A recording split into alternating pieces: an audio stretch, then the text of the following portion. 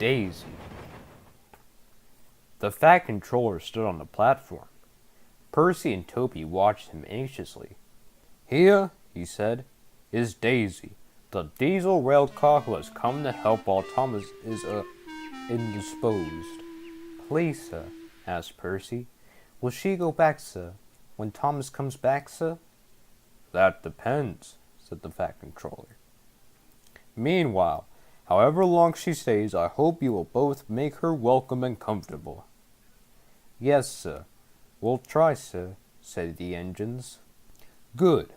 Run along now and show her the shed. She will want to rest after her journey."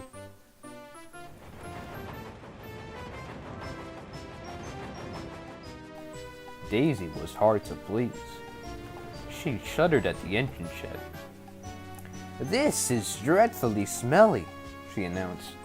"I'm highly sprung, and anything smelly is bad for my swerves."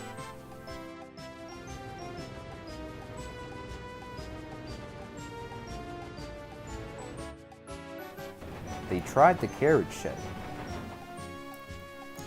"This is better," said Daisy. "But whatever is that rubbish?" The rubbish turned out to be Annie, Clarabelle, and Henrietta, who were most offended. "We won't stay to be insulted," they fumed. Percy and Toby had to take them away and spend half the night soothing their hurt feelings. The engines woke next morning, feeling exhausted. Daisy, on the other hand, felt bright and cheerful. "Woo-woo! Woo-woo!" she tooted as she came out of the yard and back to the station. "Look at me," she purred to the waiting passengers. "I'm the latest diesel, highly sprung and right up to date.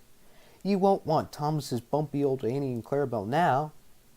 The passengers were interested. They climbed in and sat back comfortably, waiting for Daisy to start.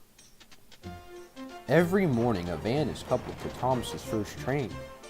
The farmers send their milk to the station, and Thomas takes it down to the dairy. Thomas never minds the extra load, but Daisy did. As soon as she saw that the van was to be coupled to her, she stopped purring. "Do they expect me to pull that?" she asked indignantly. "Surely," said her driver, "you can pull one van." "I won't," said Daisy. "Percy can do it. He loves messing about with trucks." She began to shudder violently. "Nonsense," said her driver. "Come on now, back down." Daisy lurched backwards.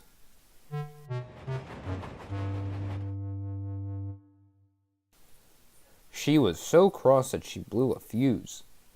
"Told you," she said, and stopped. The shunter, the guard, the station master, and her driver all argued with her, but it was no use.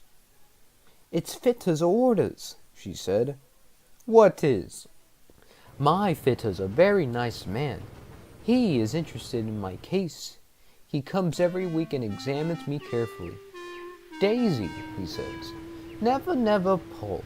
You're highly sprung, and pulling is bad for your swerves.'" "So that's how it is," finished Daisy. "Stuff and nonsense," said the station master. "I can't understand," said the shunter. "Whatever made the Fat Controller send us such a feeble—" "Feeble!" spluttered Daisy. "Let me—" "Stop arguing," grumbled the passengers. "We're late already." So they uncoupled the van, and Daisy purred away, feeling very pleased with herself. "That's a good story," she chuckled. "I'll do just what work I choose and no more." But she said it to herself.